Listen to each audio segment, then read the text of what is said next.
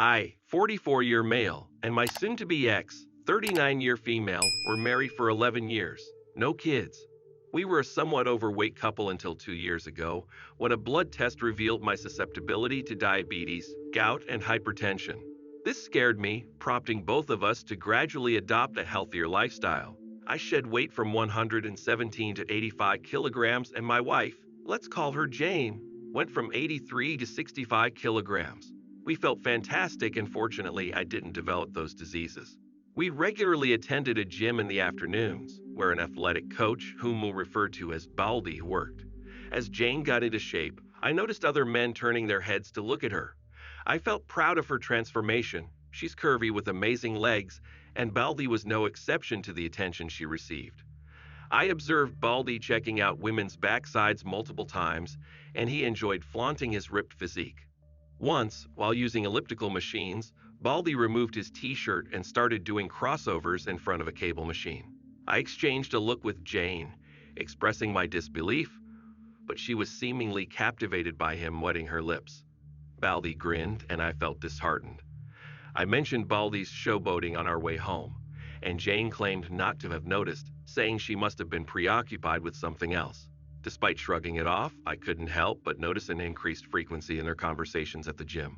A few weeks later, while Jane was doing squats on the Smith machine, Baldy went to assist her. How considerate, right? He placed his hands on her waist, and my anger flared. After she completed the set, I confronted him rudely, telling him I would take over. Baldy just smiled, called me buddy, as he did with everyone, and walked away. Back home, drama ensued. I accused Jane of allowing him to cross boundaries, and she labeled me immature and jealous. We decided to change gyms, but tension lingered, and Jane resented me for not trusting her. 3 months after the gym switch, a job opportunity arose for me in the afternoon. We discussed it, and I took the job, requiring us to attend the gym at different times. This marked a turning point. Jane's resentment intensified, and communication between us dwindled. I tried reaching out with messages about my day, expressing that I missed her and sharing memes, but her responses were minimal. Concerned, I suggested couple therapy, but she insisted I needed therapy for trust issues. Desperate to salvage our marriage, I agreed, convinced it was all my fault. Throughout 2022, I attended therapy, but Jane's behavior remained unchanged. We became less intimate, and she claimed not to be in the mood. Out of desperation, I snooped on her phone and checked her car for a second phone, finding nothing suspicious. Examining her map history only showed a routine of house, workhouse, gym, house. When I attempted to discuss our issues, she attributed it to a 40s phase that would pass. Lacking evidence of infidelity, I continued working and worrying. We reside in a condominium, and the friendly security guard, known as Mr. P, greeted me one day. We often engage in conversations, and during one chat, he mentioned having shoulder pain from moving a heavy sofa the previous day. I expressed sympathy, and that's when he dropped a bombshell. Maybe you can arrange a meeting with your masseur, he suggested. Perplexed, I inquired. Who? He replied. The guy who came yesterday to massage Mrs. Jane. It took a moment for me to process this information, and I asked if he had a video of the masseur. To my dismay, it turned out to be none other than Baldy, who had apparently been coming to massage my wife. Taking the day off, I initiated an investigation. Borrowing a coworker's car, I followed Jane in the afternoon. She parked at the mall where the gym is located, and there was Baldy waiting for her. They acted like a couple, sharing kisses and hugs, leaving me on the verge of tears. They strolled into a residential area, and while attempting to discreetly record on my phone, the security guard halted me, asking if he could help. I feigned admiration for the nice couple, but he could only share that they appeared to be newlyweds. Unable to reach Jane on the phone, I discovered it inside her car at the mall. Jane hadn't attended the gym in 8 months, and I realized that the previous night marked the last time I slept beside her. Returning the car, I called my parents, tearfully recounting the situation to my dad. He comforted me and advised gathering evidence. My marriage was evidently over, and my dad planned to contact a divorce lawyer friend. Jane called me back, and I fabricated an excuse about having the flu and avoiding contact due to potential contagion. That night, I heard her giggling, presumably messaging Baldy. I considered the possibility that the other man, the AP, was posing as one of her female coworkers.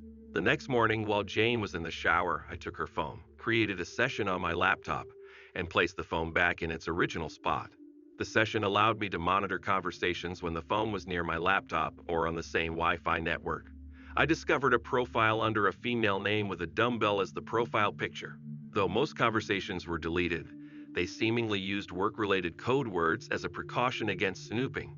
As Jane noticed my deteriorating appearance, she suggested I stay with my parents, but I rejected the idea, determined to gather evidence.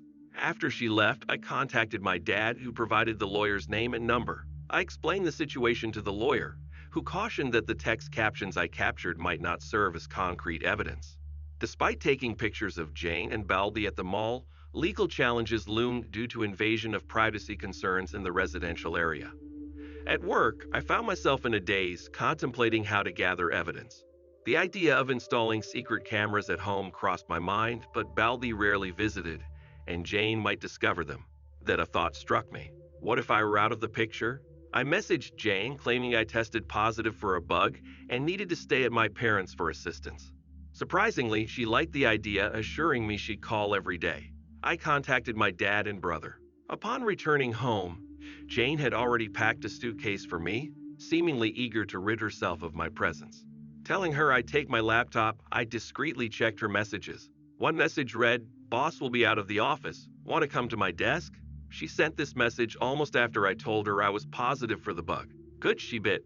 We skipped dinner, exchanged no kisses or hugs. I noticed her glancing at her watch twice. From the door, I told her, "I'll miss you." I expected her to shut the door in my face, but she walked me to my car, and I was gone. My dad and brother waited outside the building for Baldy to appear, but he never showed up. After half an hour, I pondered why she walked me to my car. Of course, Baldy was likely already inside the building, perhaps in her car. It would be suspicious if her massagist arrived at this hour. I returned, rushed to my house, and entered silently. Music emanated from the bedroom, accompanied by moans. Next to the door, a sofa held their clothes. I recorded with my phone, opened the bedroom door, and there she was, my wife, the love of my life for 11 years, in all fours with Baldy behind her. I captured a vivid moment of shock on both their faces when they saw me. Jane screamed, covered herself with a blanket, while Baldy, displaying alpha male bravado, approached me naked. I recalled a move from the Mel Gibson movie Ransom, and hit his throat with my open hand. The next second, Baldy was coughing and gasping, kneeling on the floor. I yelled, "Get out of my house," and kicked him out. I threw his clothes at him as my dad, brother, and Mr. P arrived. I told them I'll take it from here, and closed the door. Jane remained on the bed, trembling and covering herself. I assured her that I had never hurt her and wouldn't. "Get dressed. I'll wait for you in the living room." While waiting, I sent the video to my lawyer, who responded, "I'm sorry for you, but jackpot." Jane eventually showed up, unable to meet my eyes. I recorded the conversation, asking questions to which she responded with tears and silence. I calmly told her my lawyer would contact her for the divorce, urging her to get a lawyer. She pleaded for a chance to fix things, but I insisted our marriage had ended with Baldy's involvement, her choice over me. She claimed it was a mistake, but I countered that it was a choice and she must face the consequences.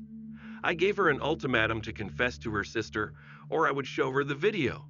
She went to the bedroom to pack, and as I observed, the reality hit hard.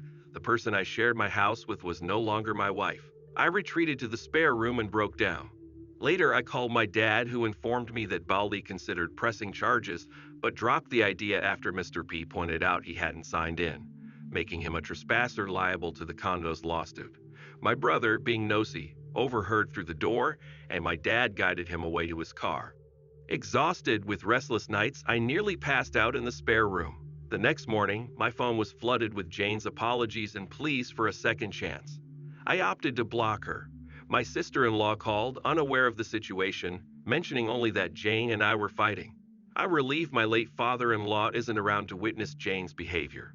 This all unfolded a week ago, and next week, Jane will be served with divorce papers. It's been 12 days since the revelation day. What have I been doing since then? Day 1, Friday, I had a candid conversation with Mr. P, who admitted to faking his shoulder pain just to warn me about Baldy. He also mentioned that a nosy neighbor witnessed me kicking Baldy out of my apartment naked, and soon the entire condo would know about my situation. My brother helped me change the door lock, but once he left, the loneliness hit, and I cried a lot. I called in sick to work and spoke to my lawyer at night. He informed me that the divorce papers were in progress and would be based on divorce by mutual consent, a smoother option than the more protracted and contentious uncaused divorce. He advised against sharing the video, and Jane would be served in 2 weeks. When my sister-in-law called, I directed her to ask Jane about the reasons for our divorce. Day 2, Saturday, my sister-in-law visited and I showed her the video. After driving her home, I saw Jane's car, and upon returning, I felt crushed and cried again.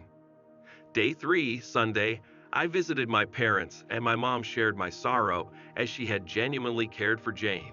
My dad discussed financial matters with me. Upon returning home, Mr. P informed me that Jane and Baldy had shown up separately. Jane in the morning tried to enter my house with her key, which no longer worked. She left after Mr. P handed her my attorney's card. In the afternoon, Baldy asked to see Jane, but Mr. P emphasized that Mrs. Jane no longer lived there. Baldy then inquired about me, but Mr. P said I was away with no return date. I wondered about Jane's emotions and well-being, but resisted asking Mr. P and simply thanked him before heading home, where I cried again. Day 4, Monday, though reluctant, I followed the advice of fellow survivors and hit the gym.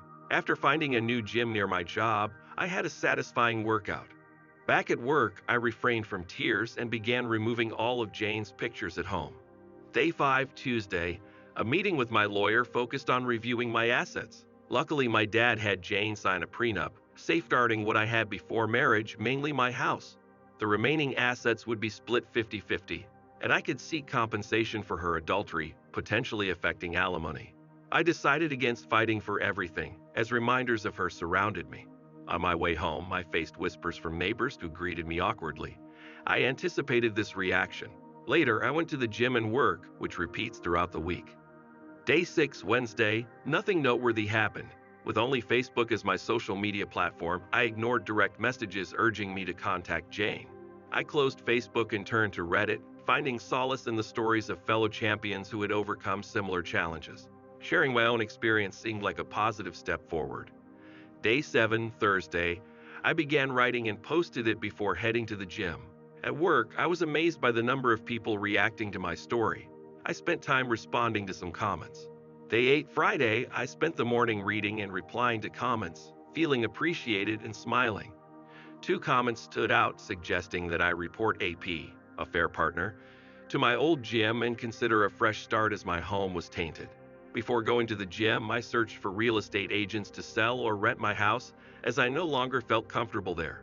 I haven't entered my bedroom since D-Day and have been sleeping in the spare room. I'm going to interrupt the narration a little bit. There will be many more stories on this channel. Subscribe so you don't miss them. Continuing the story. Day 9, Saturday, to avoid Jane's interference, I decided to spend the day outside. She did visit, but also went to see my parents and brother, who informed me via text. I replied, "Thank you. I don't want to talk about her yet." Day 10, Sunday, I spent the day with my parents, enjoying a visit to a town 2 hours from the city. I don't know if Jane came by. My dad advised against selling my house, suggesting I rent it instead. I agreed, and upon returning home, learned from Mr. P that Baldy had come in the afternoon, alone again, asking for me. Mr. P informed him I was away, and he left without a word. Day 11, Monday, I visited my old gym, unsure if I'd encounter Baldy. Although he worked in the afternoon, the affair made me consider a possible change in his schedule. Not finding him, I asked to speak with Frank, the gym owner. While waiting, I chatted with an old janitor, mentioning Miss Jane and accepting my new normal of telling everyone about our split. Frank finally met with me, and after explaining the purpose of my visit, I showed him the video. Frank remained silent, contemplating the situation. He eventually said, "You're not gonna like this." Anxious about what would come next, Frank called Harry, another coach and Baldy's friend, with a substantial beard. Frank asked Harry to share details about Baldy's girlfriend. According to Harry, Baldy is deeply in love with Jane, a sentiment confirmed by Frank. Harry mentioned Baldy's previous complaints from female members, but noted a recent change in his behavior, becoming more professional. The shocking revelation followed. Baldy is attempting to marry Jane by intentionally causing her pregnancy. Processing this information, an unexpected burst of laughter erupted from me. It felt like Joker-mad laughter, with even a few tears. Frank and Harry were bewildered. I thought, oh, sweet karma, thank you. After calming down but with a wide grin, Harry asked what was happening. Frank explained, this is Baldy's girlfriend's husband. Harry reacted with shock, saying, oh man, this is bad, this is really messed up, before leaving. Next, we discussed firing Baldy. Frank mentioned reporting the situation to the Coach Association and the legal implications for his gym due to Jane being a former member. As for Baldy's coaching license, I needed to prepare a legal document explaining his role in my divorce, including the case number and the video. My attorney would provide the video to the Coach Association's attorney. Baldy couldn't share the video, and losing his license would hinder him from coaching for months. I asked about a potential appeal, and Frank mentioned it would likely be futile, considering the association's intolerance for such behavior and Baldy's lack of funds for representation. The conversation shifted to the residential area where he entered with Jane, and I assumed Baldy was wealthy. Frank, however, got angry, revealing it was where his late father's house was located. After inheriting the house, Frank lent Baldy a key for occasional visits, but Baldy did not have permission to stay there. Frank suspected Baldy had a copy of the key and might be living there illegally. An investigation would follow, made easier by the numerous cameras in that area. Leaving the gym, I heard someone calling my name. It was Harry. He apologized for what was happening, mentioning that Baldy never disclosed who his girlfriend was, only that he met her at XXX Mall. After a brief exchange, Harry asked how I was handling the situation. Suspicious, I questioned if he had called Baldy to come here, accusing him of buying time. Harry admitted guilt, pleading with me to talk to Baldy, who was desperate and claimed my wife wasn't returning his calls. Curious, I agreed, aware of the cameras around us, and sat at the reception table. Baldy arrived 10 minutes later, extending his hand. I remained unresponsive, demanding to know his intentions. He apologized for everything, expressing concern for Jane. Skeptical, I called out his insincerity and selfish motives. Baldy shifted from apologetic to annoyed, asking about Jane's whereabouts. I informed him of the last time I saw her when I kicked her out for cheating. In the midst of the conversation, Frank rushed in, likely alerted by the cameras. He ensured everything was fine, and I assured him it was. I stood up, confronting Baldy, expressing my desire for him to face the consequences, just as he had crushed my dreams. Baldy, confused, asked what I meant, but Frank intervened, calling him to his office. Harry pulled Baldy away, noting that he was in deep trouble, and I left the scene.